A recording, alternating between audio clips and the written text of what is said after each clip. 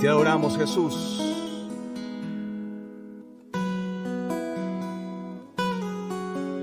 Vengo ante ti para adorar, para entregar mi corazón. Vengo ante ti para rendir todo lo que soy en adoración,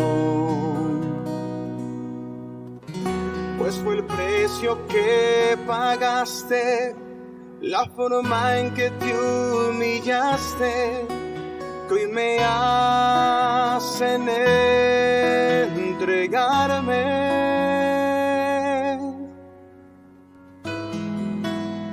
Y ante ti, Jesús, me postraré, rindiendo mi corazón, todo mi ser, pues fue por lo que tú hiciste en esa cruz, que yo me entrego a ti.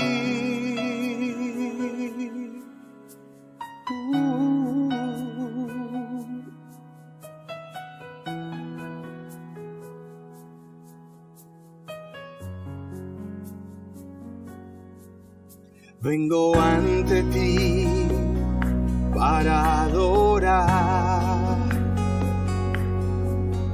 para entregar mi corazón.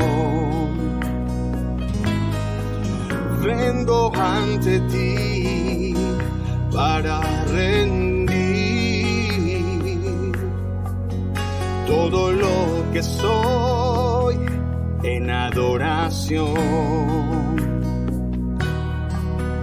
pues fue el precio que pagaste, la forma en que te humillaste, que hoy me hacen entregarme.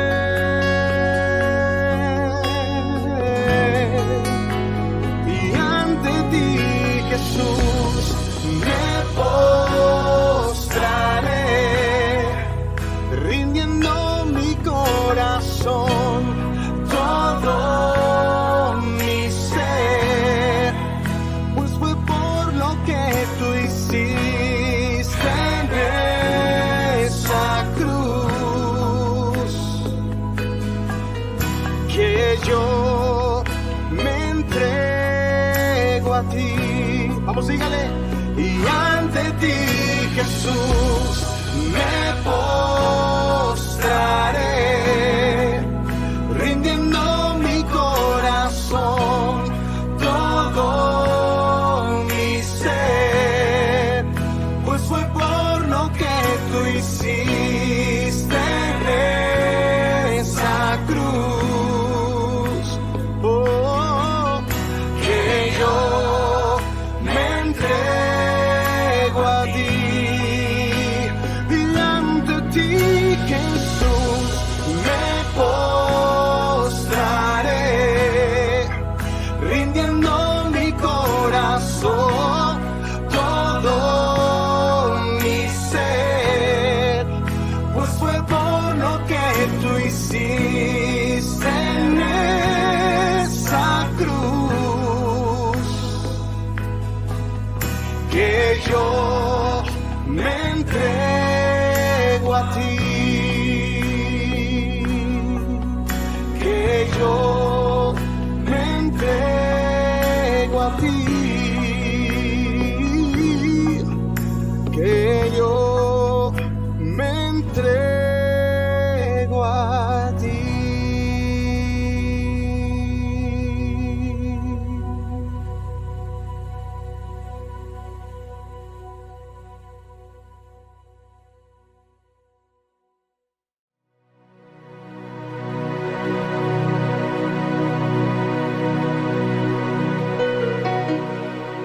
Bendiciones para todos y bienvenidos nuevamente a través de este medio para entregar un mensaje que ha puesto el Señor en nuestros corazones y que forma parte de la serie en el Evangelio según San Marcos, el Hijo de Dios en acción.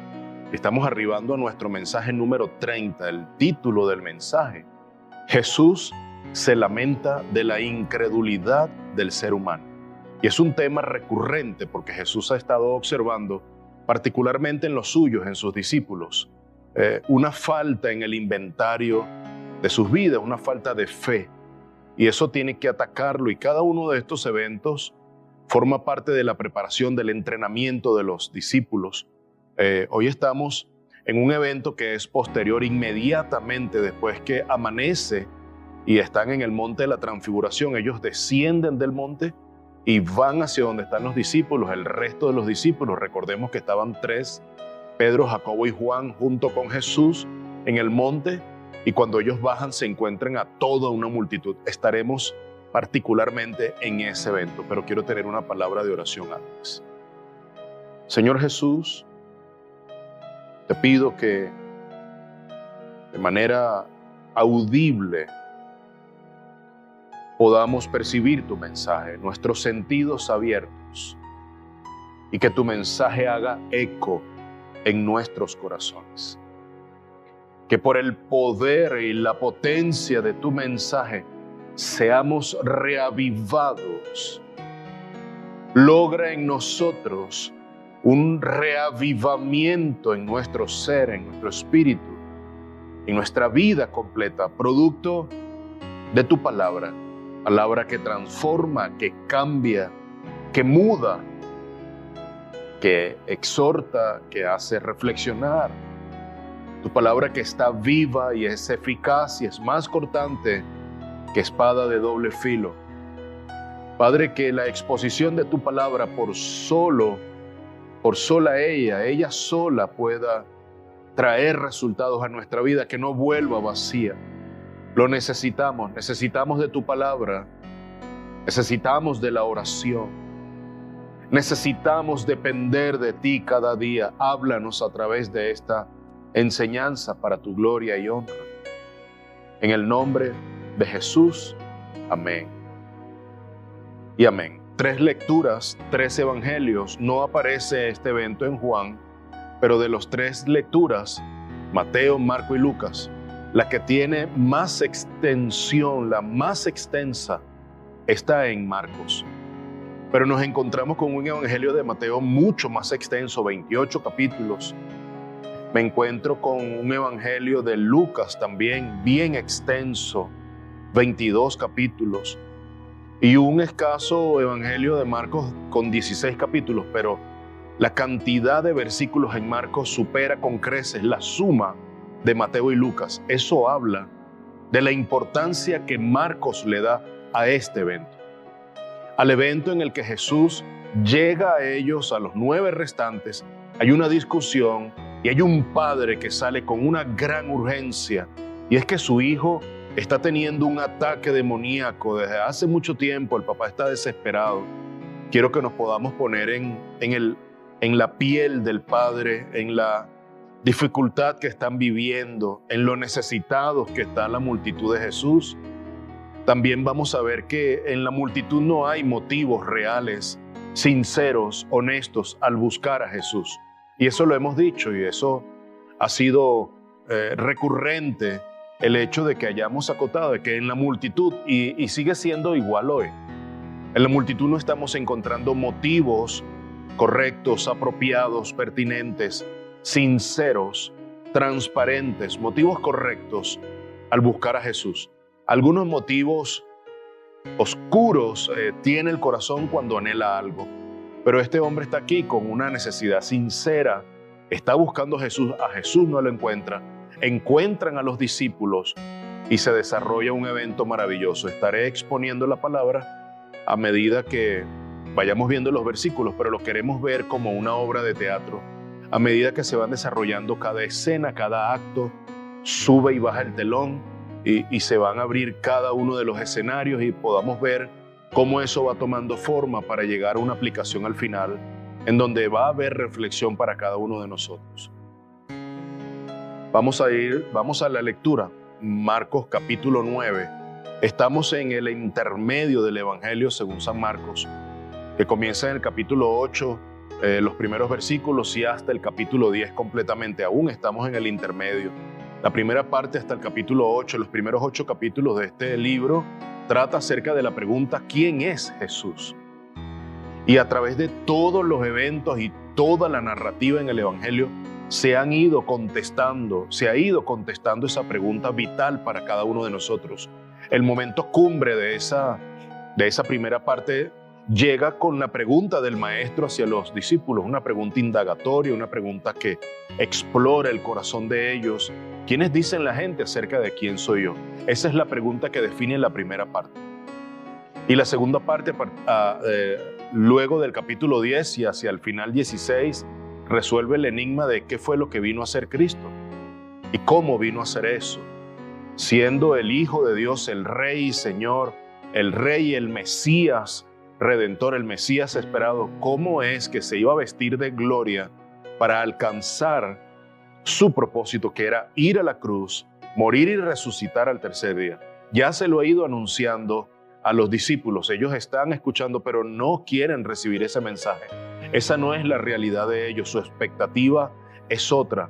Pero vayamos en la lectura y iremos descubriendo a medida de la exposición grandes verdades que nos ayudarán en nuestro crecimiento espiritual. Verso 14 del capítulo 9, y leeremos hasta el 29. Es extenso el texto. Así que preparemos el corazón, porque hay grandes verdades con las que nos vamos a confrontar y a enfrentar en la lectura. Cuando volvieron a los discípulos, y estrictamente Marcos está hablando de Jesús, de Pedro, de Jacobo, Santiago y de Juan, ellos 4. Cuando volvieron a los discípulos, y los discípulos entonces, por una simple suma y resta, quedan 9. El grupo de los 9 estaba abajo, siendo hostigado por la multitud. ¿Pueden imaginarse un grupo de 9 discípulos siendo hostigados por escribas, fariseos, y las multitudes buscando a Jesús, unos para usarlo, otros para acusarlo? Pero al fin y al cabo los discípulos estaban huérfanos, no tenían a su líder en quien podían ampararse, en quien podían protegerse. Pero de camino viene Jesús. Así que descuida, no tengas ninguna preocupación, no te sientas solo, Cristo está con nosotros. Esa ha sido su promesa. Su promesa es que no nos dejaría y estaría con nosotros hasta el fin del mundo, y esa promesa se cumplió en los discípulos y se cumplirá también en nosotros. Verso 14, cuando volvieron a los discípulos, vieron una gran multitud que los rodeaba, y a unos escribas que discutían con ellos, con los discípulos, dice Marcos. Enseguida, cuando toda la multitud vio a Jesús, quedó sorprendida, y corriendo hacia él, le saludaban. Y él les preguntó: ¿qué discutís con ellos?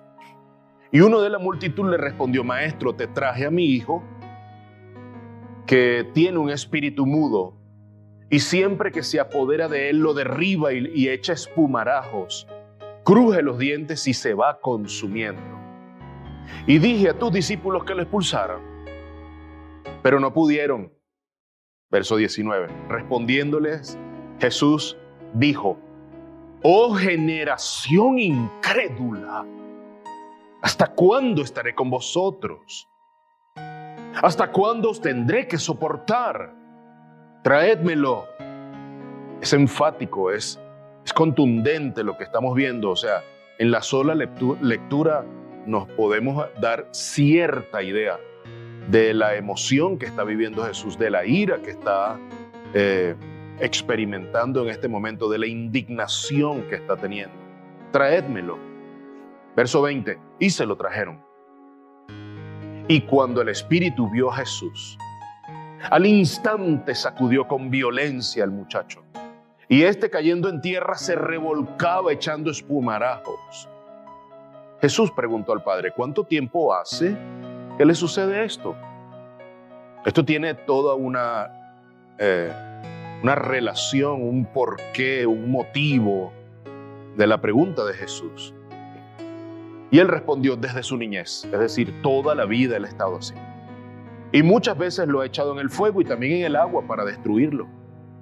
Pero si tú puedes hacer algo, es interesantísimo.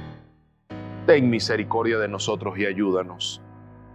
Jesús le dijo, ¿cómo si tú puedes? O sea, ¿cómo tú vas a preguntarme si puedo? ¿Qué pregunta es esa? ¿Cómo si tú puedes? Todas las cosas son posibles para el que cree. Al instante el padre del muchacho gritó y dijo, creo, ayuda en mi incredulidad. Y cuando Jesús vio que se agolpaba una multitud, reprendió al espíritu inmundo diciendo, el espíritu mudo y sordo, yo te ordeno, sal de él y no vuelvas a entrar en él. Y después de gritar y de sacudirlo con terribles convulsiones, salió. El muchacho quedó como muerto, tanto que la mayoría de ellos decían, está muerto. Pero Jesús, una cosa dice la multitud y otra cosa dice Jesús. Jesús tiene la última palabra en nuestras vidas. Mis amados, Jesucristo tiene la última palabra en nuestras vidas. Pueden desahuciarte, pueden darte por muerto, incluso ignorar tu existencia, y Jesús tiene la última palabra. Mi amado, eso que no se olvide de tu vida nunca, jamás. Pero Él, tomándolo de la mano, lo levantó. Esto es increíble. Y Él se puso en pie. Cuando entró Jesús en la casa, no se dice qué casa, sus discípulos le preguntaban en privado, Maestro, ¿por qué nosotros no pudimos echarlo fuera? O sea, ¿por qué el demonio no se nos sujetó? ¿Qué pasó? Y Él les dijo, esta clase con nada puede salir, sino con oración. Mi amado, esto es una lección tremenda. Esto es una gran lección para cada uno de nosotros. Esto es una gran reprensión de parte del Padre para nosotros. Aquí hay una gran revelación de la palabra del Señor. No hay nada nuevo porque esta es la palabra del Señor. Tiene 2000 años revelada completamente a través de la vida de Cristo Jesús. Pero aquí hay grandes verdades para nosotros. Es evidente, como lo dije al inicio, que Marcos tiene una especial atención en este evento. Le da una gran parte, alrededor de 16 versículos. De los 16 capítulos, Él le brinda a este texto 16 versículos. Pero Lucas, que tiene 22, tiene 24 capítulos, apenas le dedica 6 versículos y la mitad de otro versículo. Y Mateo, que tiene 28 capítulos, es mucho más extenso, casi el doble de la extensión del Evangelio según San Marcos, apenas le dedica también 6 versículos. O sea, usted suma los 6 versículos de Mateo y los 6 versículos y medio de Lucas, da 12 versículos y medio. Y Marcos tiene 16 versículos. ¿Por qué estoy haciendo referencia a esto? Porque para Marcos es sumamente importante este evento. Eso nos da esa información. Ya al inicio nos dice, para Marcos es sumamente importante esto, porque encuentra Marcos en Jesús, en el Maestro, un sentimiento fuerte, la experiencia de haber tenido una ira, de haber tenido una indignación, de haberse lamentado por la condición de la fe en el corazón de los suyos. Y entonces esta enseñanza va a servir para que podamos revisar nuestros corazones, a ver cómo está nuestra fe, si nuestra fe está en Cristo o está en otras cosas, o está en otras personas, lugares o cosas. Esta enseñanza debería servir para colocar los pies en la tierra y percatarnos del por qué las cosas no se dan, por qué no estoy entendiendo lo que el pastor o el líder está enseñando. Esto debería decirnos cómo está nuestra temperatura espiritual. Porque aquí están los apóstoles. Aquí están y están siendo vapuleados, están siendo avergonzados. Cristo viene preguntándole a ellos. Los historiadores dicen y los comentaristas que cuando Cristo pregunta qué discuten con ellos, no es a la multitud que está preguntándole y no es a los escribas, es a los discípulos a quien Cristo se refiere. ¿Por qué discuten con ellos? ¿Cuál es el tema de discusión? Y ellos se quedan callados. Es decir, en el momento más importante, ellos hacen silencio, hacen mutis.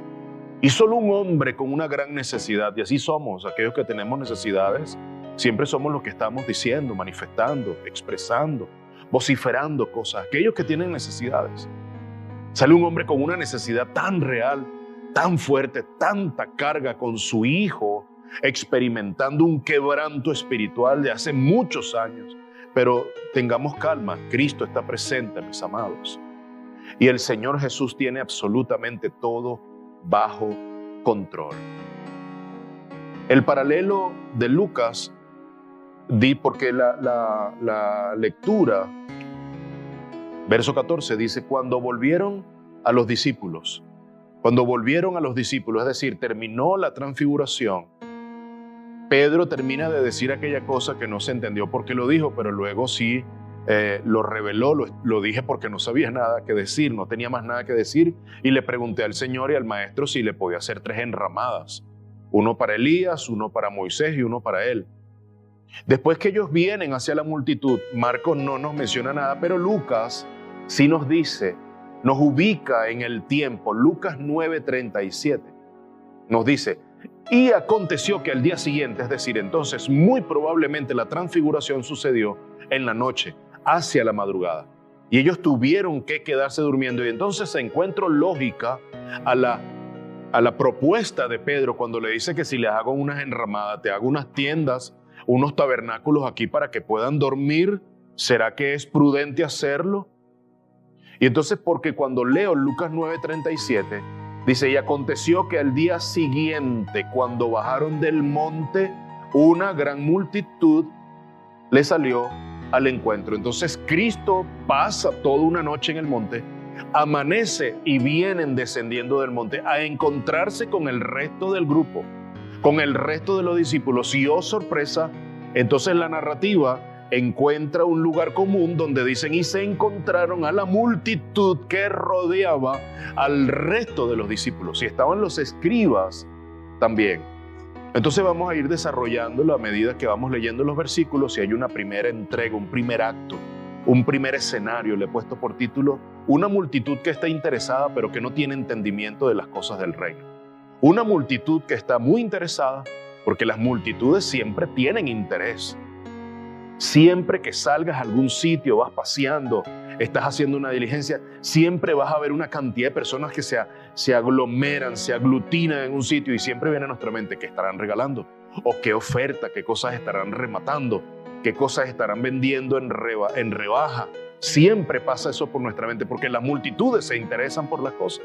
Y así no sepan qué es, la gente se acerca, se agolpa, se aglutina. Entonces Cristo se encuentra bajando el monte, junto a los 3 discípulos, se encuentra con una multitud. Esa multitud había estado buscándolo, pero no lo había encontrado, y encontró a los 9, y ellos son los voceros de Cristo. ¿A quién más van a ir? Mis amados, ¿a quién más va a ir el mundo y la sociedad sino a la iglesia? La iglesia tiene la palabra del Señor. A la iglesia se le ha delegado el poder y la autoridad y el ministerio de sanidad, de restauración, el ministerio de la palabra, columna y baluarte de la verdad, lo tiene la iglesia. Entonces van a ir a los representantes de la iglesia, en este contexto, a los discípulos, y están allí. Entonces este primer acto se llama una multitud interesada, pero sin entendimiento de las cosas del reino. No está conectada la multitud con las cosas espirituales, con las cosas del Señor, con las cosas del reino. No hay conexión. Siempre hubo desconexión. Sin embargo, las multitudes encontraron en Jesús un Señor compasivo y misericordioso. Mi amado, Cristo no rechazó nunca las multitudes. Siempre estuvo para ellas y siempre le trajo solución y satisfacción a sus necesidades. Siempre suplió cada necesidad de las multitudes. Y en este texto que nos toca hoy, quedó de manifiesto eso. Se va a quedar demostrado en la vida de este niño, hijo de un padre que está sumamente preocupado. Versos 14 y 15, para desarrollar este primer punto. Cuando volvieron a los discípulos, vieron una gran multitud que les rodeaba. y a unos escribas que discutían con ellos. Enseguida, cuando toda la multitud vio a Jesús, quedó sorprendida y corriendo hacia él, le saludaban. Algo está sucediendo en este momento, mi amado, en el que Jesús no está. Jesús no está. El maestro, el líder, el principal entre ellos no está. Y cuando el líder no está, mi amado, cosas empiezan a suceder porque las grandes multitudes van a buscar hacer algo porque el líder no está. Van a tratar de descolocar las cosas. Y ha sido así históricamente. Pero allí está Jesús, viene el líder, está allí formado una multitud, una confusión, están yendo en contra, están discutiendo, la palabra que está allí están arguyendo, están argumentando, le están preguntando, los están atosigando consistentemente, continuamente. Cristo llega en el momento más adecuado, mi amado.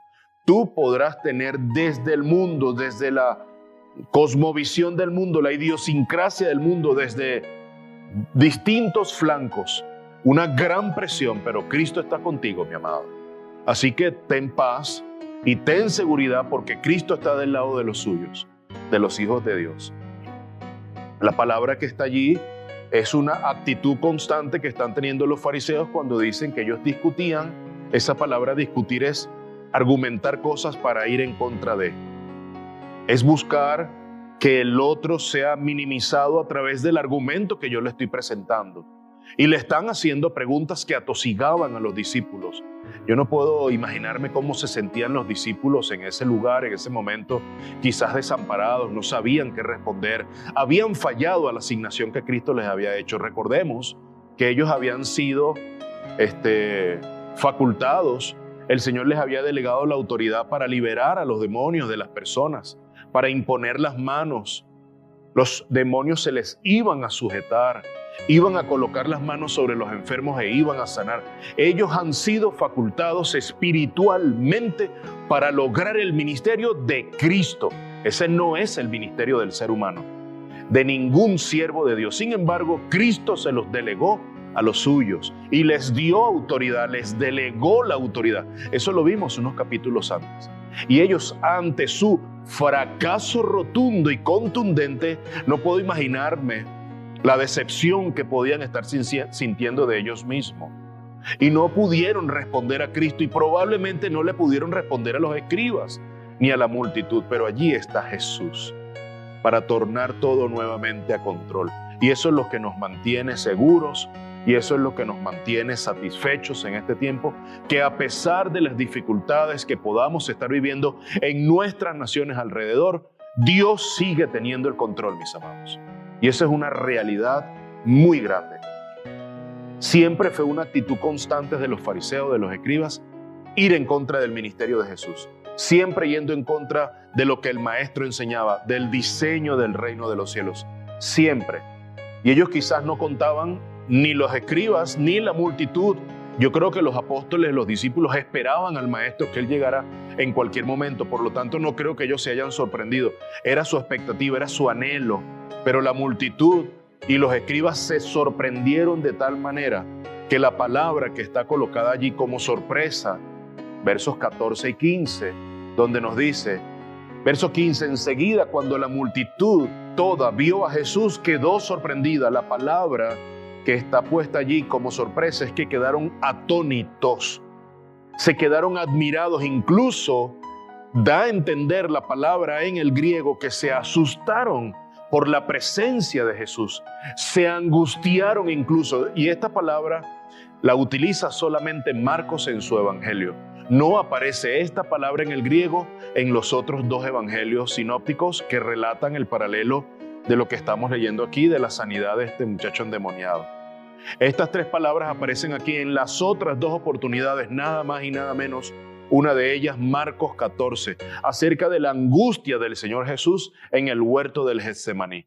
En el momento en que Cristo ya está solo y es el verdadero sufrimiento y angustia de Cristo en la carne, que lo vivió en el monte, en el huerto del Getsemaní. Allí la palabra que se está usando también es esta, para tener un estado emocional profundamente preocupante, exigido emocionalmente. Y en la otra oportunidad es Marcos 16, finalizando este evangelio, en donde Pedro y Juan van a la tumba y la encuentran vacía, y el estado emocional que también están experimentando es esta misma palabra de sorpresa, de quedarse atónico, incluso de susto ante un evento que ellos no esperaban. Es decir, lo que estamos viendo aquí en la multitud no es poca cosa. Están experimentando algo emocionalmente fuerte y exigente para ellos. Yo no sé, mi amado, entonces viene una reflexión. Yo no sé si Jesús genera ese tipo de sorpresas en ti. Yo no sé qué cosas generan sorpresa. Yo no sé qué cosa te deja la boca abierta a ti. Pero yo quisiera que Jesús nos sorprendiera a diario. Yo quisiera que cuando vas a leer la palabra, quedaras gratamente sorprendido por las promesas y las maravillas que allí están. Yo quisiera que cuando fuésemos a orar, tuviésemos un tiempo de intimidad y de comunión y de dependencia del Espíritu, de tal manera que quedáramos sorprendidos, gratamente sorprendidos. Esta palabra debería ser la experiencia que tengamos a diario. La misma experiencia que tuvo Isaías en el templo, Isaías capítulo 6, en el momento del llamado del profeta Isaías al ministerio profético de parte del Señor. Caí como muerto, ese estado en donde te percatas y reconoces tu verdadera temperatura espiritual, que es hielo, es congelación.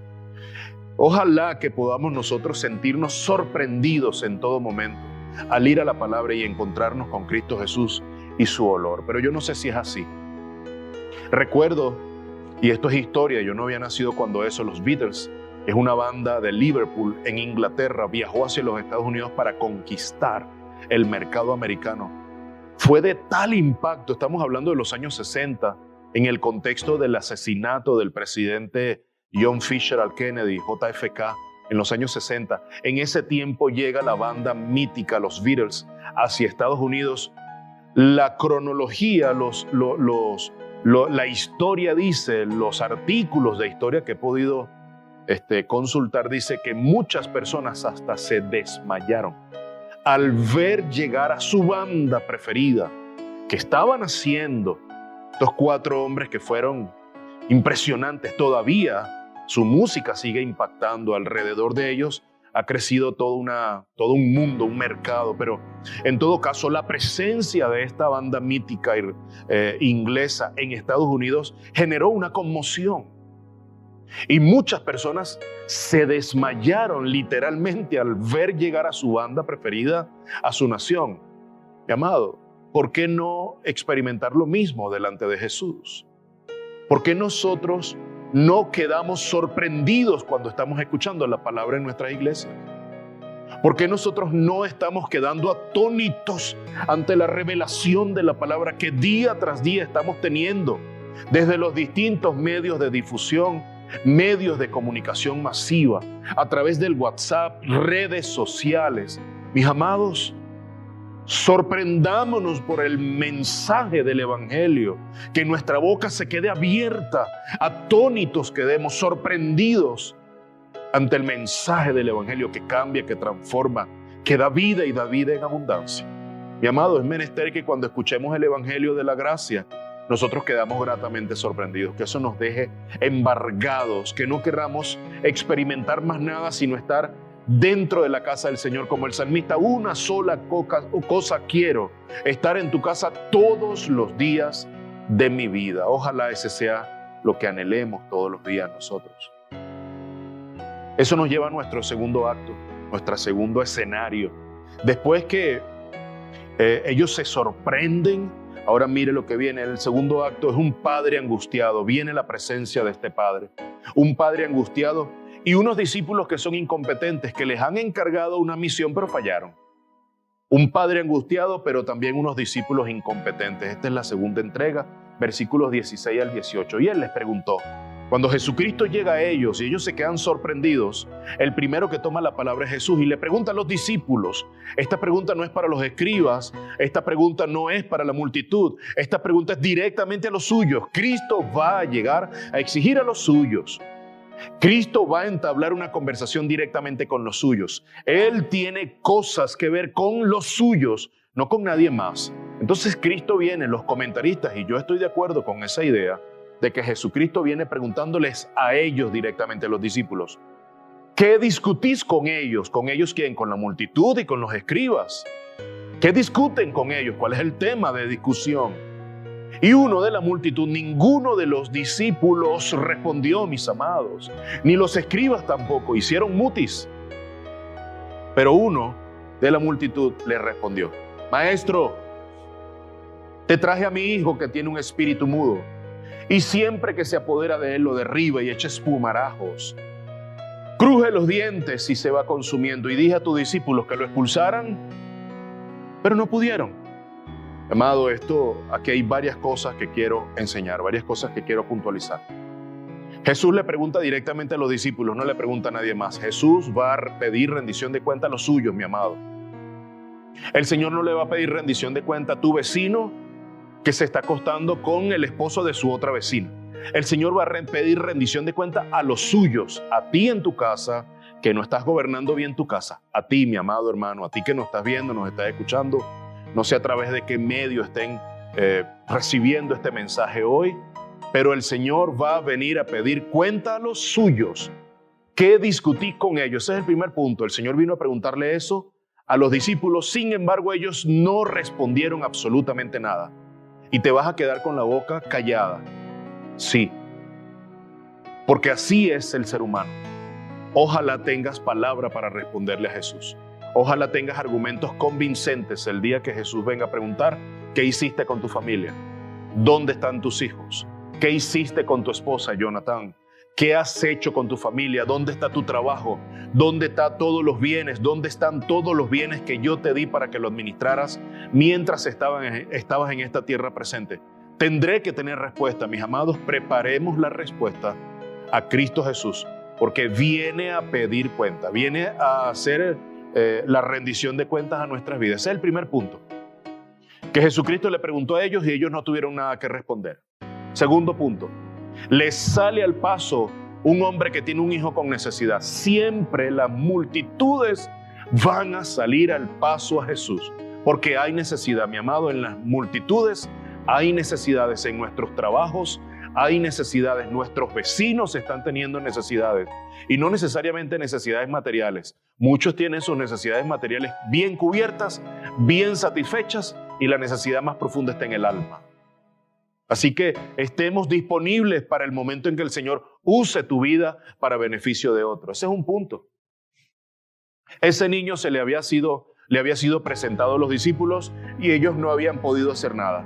Una vida miserable que estaba viviendo ese muchacho, juntamente su padre, años siendo vapuleado. La vida de este niño se parece mucho a la vida del hombre de Gadara, el endemoniado de Gadara, que no había podido tener vida, calidad de vida. En las tinieblas, literalmente, están viviendo ambos. Y en ambos casos el Señor estaba presente. Cristo es el único que puede sacar nuestras vidas de toda tiniebla, de todo oscurantismo, mi amado. Vengamos a los pies del Señor.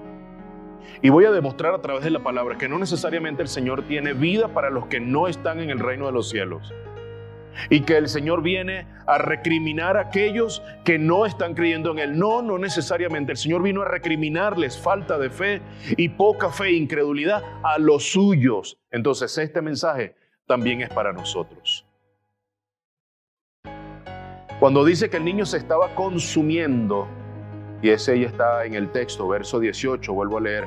Y siempre que se apodera de él, lo derriba y echa espumarajos, cruje los dientes y se va consumiendo. Mi amado, la palabra en griego que está allí para decir consumiendo significa que se estaba secando, se estaba marchitando. Y es la misma palabra en el hebreo que se utiliza en el Salmo 22, un salmo mesiánico, que habla de Cristo Jesús y su sufrimiento en la cruz del Calvario. Leamos Salmos 22, verso 15, para que podamos entender lo que este muchacho en las tinieblas estaba viviendo. Cristo dice, como un tiesto se ha secado mi vigor. Esa palabra secado se ha marchitado, se ha consumido, se ha vuelto absolutamente nada. Es decir, no hay vida en mis huesos. Y esa misma palabra la tuvo el rey David para con su vida cuando estaba siendo perseguido por Saúl y cuando estaba siendo perseguido por su hijo Absalón. no lo olvides, Salmo 22:15, siendo un salmo mesiánico, está usando la misma palabra para referirse al que ese hijo de ese hombre estaba siendo consumido, se iba consumiendo, es decir, ese muchacho ya no tenía vida, estaba seco, marchito. Pero los discípulos no habían podido hacer nada. Mi amado, la iglesia está llamada a impactar en el mundo y no es posible que Cristo venga y nos encuentre no haciendo nada. La palabra del Señor debe ser predicada mañana, tarde, noche, madrugada. En todo momento la palabra del Señor necesita ser predicada. Los discípulos no están a la altura de la misión que les fue encomendada. Hay un rotundo fracaso y precisamente ellos fueron encomendados a eso específicamente, a traer libertad y liberación a los cautivos, a echar fuera demonios, a que se les sujetaran. Uno de los encargos de Jesús, en donde Él les delega la autoridad, fue esa precisamente, y sin embargo, experimentaron un gran fracaso. Por lo tanto, esto nos lleva a un tercer acto, a una tercera escena. Baja el telón y sube el telón. Vamos a ver el próximo escenario, es el tercer acto, lleva por título Una reacción airada. Vamos a ver a Jesús cómo reacciona, pero a la vez vamos a ver a Jesús cómo entrega. Jesús reacciona y exige, pero también Jesús entrega. Mi amado, esto es maravilloso poder ver la palabra así. Vamos a leer el verso 19 al 21. Respondiéndole Jesús dijo: oh generación incrédula. Esto es directamente contra los discípulos. Algunos han dicho que esto no era contra los discípulos, sino contra la multitud. Y otra ala de los comentaristas y eruditos teólogos manifiestan que Jesús se lo está diciendo a los escribas, pero yo estoy completamente convencido, porque es recurrente la reprensión que Cristo está teniendo para con sus discípulos, de que es para ellos. Oh generación incrédula. Dos preguntas. ¿Hasta cuándo estaré con vosotros? ¿Y hasta cuándo os tendré que soportar? El Señor había soportado. El Señor es paciente, mi amado. Si hay alguien que tiene paciencia para con nosotros en medio de nuestra incredulidad, es el Señor Jesucristo. Eso no es como nosotros, que cuando nos cansamos nos vamos. No, yo esperé mucho, 10 minutos es demasiado, me voy. Si preguntan por mí, ya me fui, no me encuentran. No, el Señor tiene paciencia. Hasta que el último venga a los pies de Cristo y sea salvo. Hasta que el último se arrepienta, dice la palabra, que el Señor tendrá paciencia. Pero aquí está, el Señor está manifestando una emoción extrema, está manifestando ira. Pero después dice, traédmelo. Al final del verso 19 dice, traédmelo. O sea, la ira del Señor no opaca su misericordia, mi amado. Esa emoción extrema que está viviendo el Señor no va a opacar su misión y su carácter. ¿Cuál es el carácter del Señor Jesús, mi amado? Él mismo lo dijo. Manso y humilde de corazón, sed como yo, manso y humilde. El Señor es amor, el Señor es compasión, el Señor es misericordia. El Señor puede experimentar estos extremos, pero nunca va a dejar de ser lo que Él es en esencia, un Señor y Rey compasivo y lleno de misericordia. Por lo tanto le dijo al Padre, traédmelo. Y se lo trajeron. Y cuando el Espíritu vio a Jesús, el Espíritu inmundo que había tomado a este niño, este joven, vio a Jesús, al instante lo sacudió con la última reserva. Y es así, el demonio va a tratar de vapulear y zarandear tu vida hasta el final, pero Cristo va a traer liberación sobre tu vida. No hay huestes de maldad que se puedan resistir al poder maravilloso de Cristo Jesús. Así que ten esperanza. Si estás viviendo un momento de dificultad, un momento de ira extrema, un momento de un ataque, pueden ser ataques demoníacos, ten esperanza, ven a Cristo Jesús. Necesitas confesar al Señor Jesús como tu único y suficiente Salvador. Ten esperanza, en Cristo hay esperanza. Él es el único que tiene la última palabra en nuestras vidas. Y se lo trajeron, y cuando el Espíritu vio a Jesús, al instante sacudió con violencia al muchacho, y este, cayendo en tierra, se revolcaba, echando espumarajos. Verso 21, Jesús preguntó al Padre, ¿cuánto tiempo hace que le sucede esto, mi amado? Y Jesús no está preguntando esto porque lo desconozca. Jesús es Dios y Dios conoce todas las cosas. Jesús es omnisciente. Él quiere demostrarle a la multitud, al Padre y a los discípulos y a los escribas que Él es Dios y que tiene misericordia y que no hay nada que pueda ser obstáculo para el poder maravilloso que Él vino a demostrar ante la humanidad. Así que, ¿cuánto tiempo hace que le sucede esto, Padre? Y Él respondió: desde su niñez. Y vemos en Jesús, mi amado, una actitud de molestia, sí, de verdad, por la incredulidad, porque no pudieron hacer nada. Mira cómo los cataloga: generación incrédula. Sin embargo, ese no es el Jesús que la gente quiere ver. La gente quiere ver un Jesús amoroso, amable, compasivo, pero déjame decirte que el Señor no tendrá por inocente al malvado y vendrá contra los hijos. Su ira se depositará sobre los hijos de desobediencia. En este momento hay esperanza para ti porque Cristo no ha venido. El día que Cristo venga no habrá esperanza para ningún otro ser humano. De momento, en este momento, hay esperanza para ti. Puedes venir a los pies de Cristo. Y en Cristo encontrarás esperanza, liberación, sanidad, restauración, exhortación diariamente.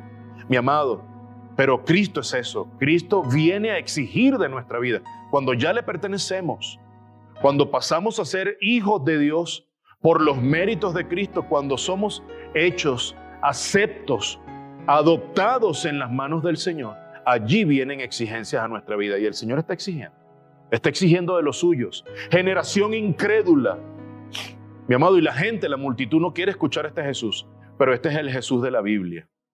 Pero también luego Jesús manifiesta su carácter realmente.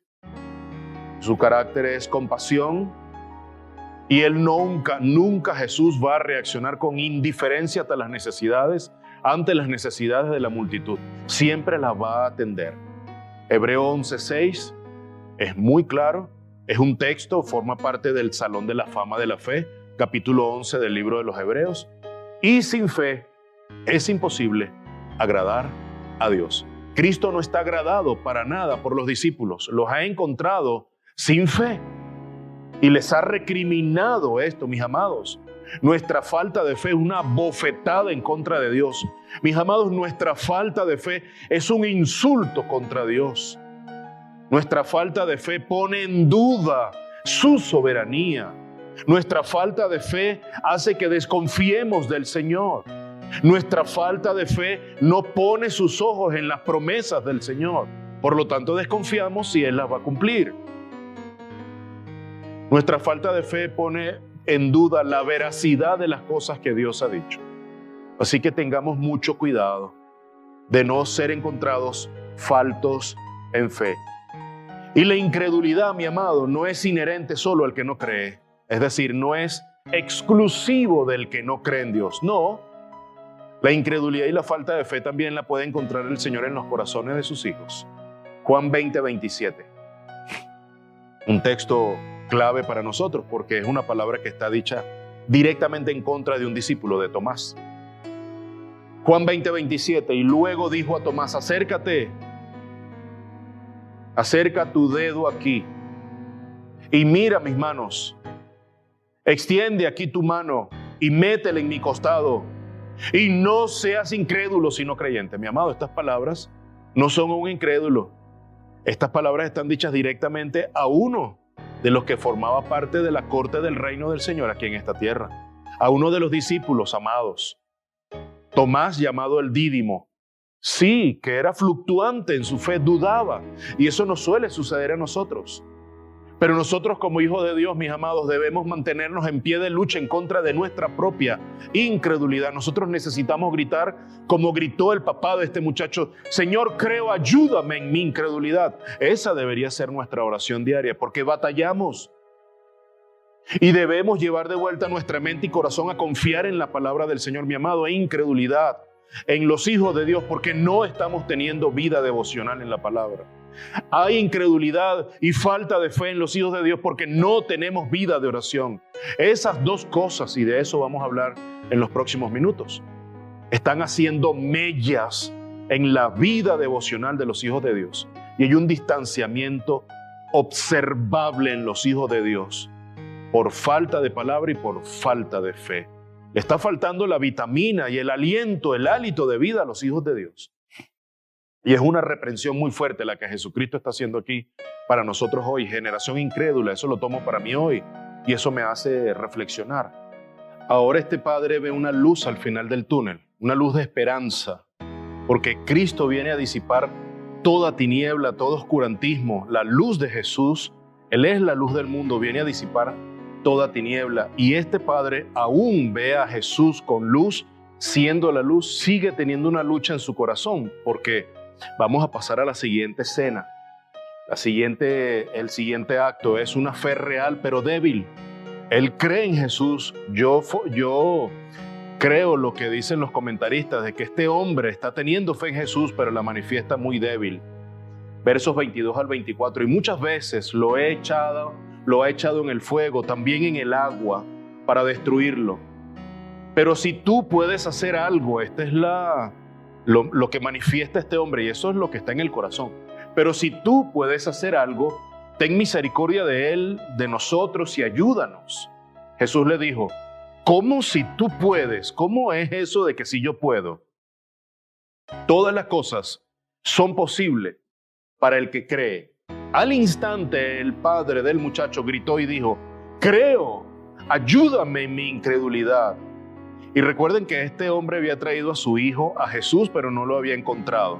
Pero ahora lo encontramos teniendo una duda, y no es una duda razonable. Tú podrás tener dudas razonables de tu capacidad para pagar una deuda, para poder hacer algo, para lograr alguna meta, algo que te hayas esforzado.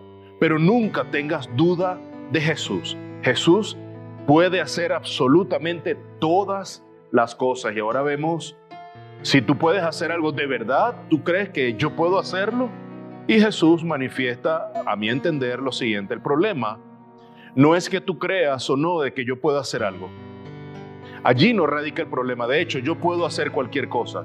El problema radica en la capacidad que tienes tú para creerlo, mi amado. Y yo creo que ese es el punto focal de toda esta enseñanza. El problema no radica nunca en que Jesús pueda hacer algo. De hecho, Él puede hacer cualquier cosa. El problema radica en nuestra capacidad para creer que Él puede hacerlo. Y ahí es donde está la diferencia. Todas las cosas son posibles para el que cree, pero tampoco creo que ese es un cheque sin fondo para que tú creas que todas las cosas que tú quieres se logren. Definitivamente se van a lograr las cosas que queremos si está en la voluntad de nuestro amado Señor y Salvador. Todo lo que Él ha prometido, si nuestra fe está firme allí, nunca será defraudada nuestra fe. Voy a repetir eso mismo. Si nuestra fe es firme y está colocada en lo que Él ha prometido, nunca nuestra fe será defraudada. Y eso hace que el hombre grite. Este grito es un grito que tengo yo, que tienes tú. Creo, porque está viendo que Jesús con firmeza le está diciendo, yo lo puedo hacer. Entonces yo creo, Señor, y pide a Cristo lo que debería ser nuestra oración. Ayúdame en mi incredulidad. Pero qué acto de confianza de este hombre y de gallardía para en medio de tanta incredulidad reinante, incluso en los discípulos, en los escribas y en la multitud, llegar hacia Jesús, ser el primero que contesta, porque esa pregunta no era para él, pero él osadamente lo responde y ahora encuentra a Jesús o en Jesús una oportunidad y Jesús no lo descalifica. Jesús no es el que dice, bueno, como tú dijiste que sí era posible y por lo tanto dudaste, entonces no voy a hacer absolutamente nada. No, de hecho, lo que Jesús sí hace y Jesús sí dice es que como este hombre está viendo que Jesús lo puede hacer, inmediatamente reconoce su incredulidad y lo trae hacia su territorio. Y este hombre termina creyendo en Cristo Jesús. Y esto nos lleva a un siguiente acto, la quinta entrega. Es un despliegue de poder, de autoridad, pero también de misericordia. Y vemos en Jesús esos extremos en donde Él manifiesta un sentimiento tan fuerte como la ira, un rechazo completo a la incredulidad de los apóstoles. Es un tiempo en el que se siente indignado. Eso es lo que creo que Jesucristo está experimentando. Pero del otro lado vemos a un Jesús lleno de compasión.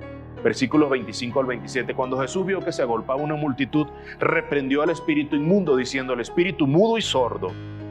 Ahora, por este texto es que sabemos que el espíritu, este niño estaba sordo, a causa de un espíritu. No podía hablar y no podía escuchar. Yo te ordeno, sal de él y no vuelvas a entrar en él. Y después de gritar y de sacudirlo con terribles convulsiones, salió.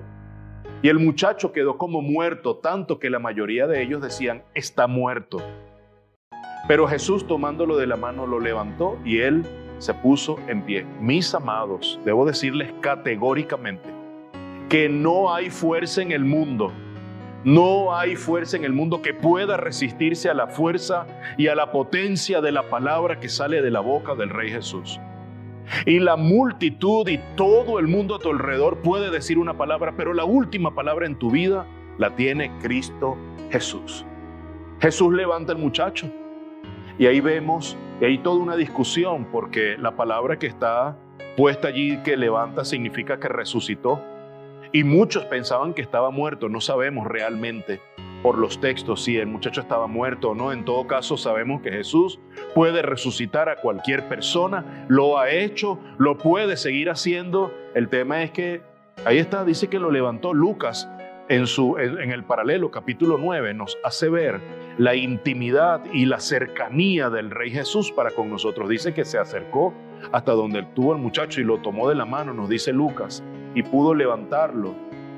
Es decir, prácticamente pudo resucitarlo. Y no solo eso, dice Lucas al final, y se lo devolvió a su padre. En este momento puedo sentir la alegría inconmensurable que este padre angustiado, atormentado, pudo haber estado experimentando por la situación de su hijo durante tantos años. Y esto nos lleva al último acto, la séptima entrega, una lección dura pero necesaria, y una lección muy dura pero tan necesaria para nosotros. Versículos 28-29. Cuando entró Jesús en la casa, ya es un tema privado, un tiempo aparte con los discípulos, sus discípulos le preguntaron a él en privado. Los discípulos solían hacer esas cosas. ¿Por qué nosotros no pudimos echarlo fuera? O sea, ¿en qué fallamos? Si tú nos encomendaste, nos diste autoridad delegada, nosotros ya lo habíamos hecho. Recuerden que en unos textos anteriores, algunas prédicas de meses anteriores en esta misma serie, ellos llegan contentos y les dan el parte a Jesucristo y le dan el seguimiento y le dicen, mira, hasta los demonios se nos sujetaban. Es decir, en un momento pasado reciente en ellos, en el ministerio, ellos pudieron hacer lo que en este momento no pudieron hacer. ¿Qué fue lo que pasó? Ellos están diciendo, ¿por qué no se nos sujetaron? No pudimos echarlo fuera. Y él les dijo, esta clase con nada puede salir sino con oración. Jesucristo le está diciendo, ustedes no tienen vida de oración. Mi amado, esta es una lección muy dura, pero tan necesaria. En Mateo, el texto dice, por la falta de fe. Y en Marcos dice, por su falta de oración. Si nosotros tomamos esas dos cosas, creo entonces que la lección para nosotros hoy es, nosotros estamos siendo encontrados faltos de fe y faltos de palabra de oración. Y hay anemia espiritual. Estamos raquíticos espiritualmente si nosotros no estamos yendo a la palabra diariamente. Y me temo que ese es el estado espiritual de la iglesia a nivel general. Hoy nos está haciendo falta de oración, hoy nos está haciendo falta de la palabra, ingerir el alimento espiritual que da tanta vida para nosotros. ¿Qué habría pasado? El ministerio que pertenece a Cristo se ejerce totalmente en dependencia de Él. El liberar demonios no es del hombre, el liberar demonios es el ministerio de Cristo. El sanar enfermos no es del hombre, ese ministerio pertenece a Cristo. A nosotros se nos ha delegado directamente el ministerio de la predicación de la palabra. Pero el liberar demonios y el sanar enfermos pertenece a Cristo y se nos ha delegado. Sin embargo, necesitamos depender de Él. Si no estamos dependiendo de Él, mi amado, podemos hacer lo que sea. Podemos colocarnos con los pies hacia arriba y la cabeza hacia abajo, en la posición que usted quiera. Y no va a lograr absolutamente nada. Los demonios se van a reír literalmente de nosotros porque no estamos dependiendo del Espíritu Santo. Hay una conexión increíble entre la falta de oración y la incredulidad. Hay una conexión íntima increíble entre la incredulidad y la falta de crecimiento producto de la palabra. La fe viene por el oír y el oír la palabra de Dios. Si no estás escuchando la palabra, no hay fe. Si tú no estás escuchando la palabra y meditando en ella, no hay vida de oración. Si tú no estás leyendo la palabra, tu oración es seca.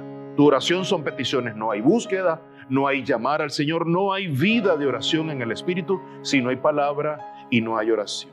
Necesitamos depender del Espíritu Santo. Y eso no trata de tiempo, eso no trata de los 10 minutos antes de irte al trabajo o de la media hora antes de llegar a la universidad. Eso no trata de tiempo, trata de entrega. Trata de momentos diarios con el Señor, entregados, leyendo la palabra, nutriéndonos por el Espíritu. Eso significa mucho tiempo durante el día, durante toda tu vida. Y termino con dos preguntas, mi amado. ¿Cómo estás tú con la lectura de la palabra? ¿Y cómo estás tú con tu vida de oración? La primera, ¿cómo estás tú con la lectura de la palabra? Y eso no tiene nada que ver con tiempo. Las personas ahora pareciera que tienen mucho más tiempo porque están logrando mucho más cosas. Pero en desmedro de la lectura de la palabra, tenemos mucho más tiempo para hacer otras cosas, pero ahora tenemos mucho menos tiempo para dedicarnos al Señor. Y nosotros necesitamos anclar nuestras vidas a la palabra. Necesitamos vivir con base a las promesas que el Señor ha hecho en su palabra. Y si usted no está viviendo por la palabra, usted está siendo atacado por la incredulidad. Todos los pensamientos de duda, de incredulidad, de insatisfacción, todo eso está minando su mente y corazón porque no está viviendo por la palabra. ¿Cómo estás con la oración? Yo sé que estamos teniendo tiempos difíciles, yo sé que es así, pero cada vez el Señor nos hace depender mucho más de Él en la oración. La oración es dependencia, la oración es búsqueda, la oración es humillación, la oración es entrega. Mi amado, si hay dos cosas que el Hijo de Dios necesita, por eso es que es una lección muy dura, pero necesaria. Si hay dos cosas que forman parte del plato diario de los hijos de Dios, es lectura de la palabra y oración por esa lectura de la palabra. Las oraciones no sueltas en tu vida, esa lista de peticiones, no. Las oraciones, producto de haber leído la palabra. La palabra contiene la mente de Dios, la palabra contiene la voluntad de Dios, por lo tanto tú vas a orar con base a esa mente de Dios y a esa voluntad de Dios. Y yo creo que no quiero con esto hacerte sentir culpable. Esa no es la intención nuestra del ministerio que representamos. Esa no es la intención de la palabra. Es una lección muy dura, ciertamente, pero se necesita fe y oración. Se necesita palabra y oración. Se necesita palabra producto de la fe, se necesita fe producto de la palabra y se necesita vida de oración que dependa del Señor. Mi amado, espero que esta enseñanza haya sido de bendición para tu vida. Te invito a revisar el resto de las enseñanzas que están en el canal, en YouTube particularmente, y nuestra lista de reproducción, El Hijo de Dios en Acción, la serie en Marcos. Quiero tener una palabra de oración al final. Bendito Padre Celestial, gracias por enseñarnos esta palabra, por la lección tan dura que acabamos de recibir. Es amarga, es agria, pero yo sé que ella va a producir en nuestro paladar algo dulce como la miel. Te doy gracias porque esta palabra es esperanza. Te doy gracias, Señor, porque en medio de toda situación difícil, tú traes paz a nuestra vida y traes luz. Hay luz al final del túnel para cada uno de aquellos que se acercan a ti por necesidades, y tú siempre has sido propicio para nuestras necesidades o en medio de nuestras aflicciones. Tú has estado presente. Señor, te doy gracias. Y bendice a cada persona y que esta palabra, Señor, sea abonada en su corazón y produzca fruto a 100% en su vida para tu gloria y honra. Amén y amén. Amados, nos encontramos en este mismo canal en una próxima oportunidad. Dios les bendiga abundantemente.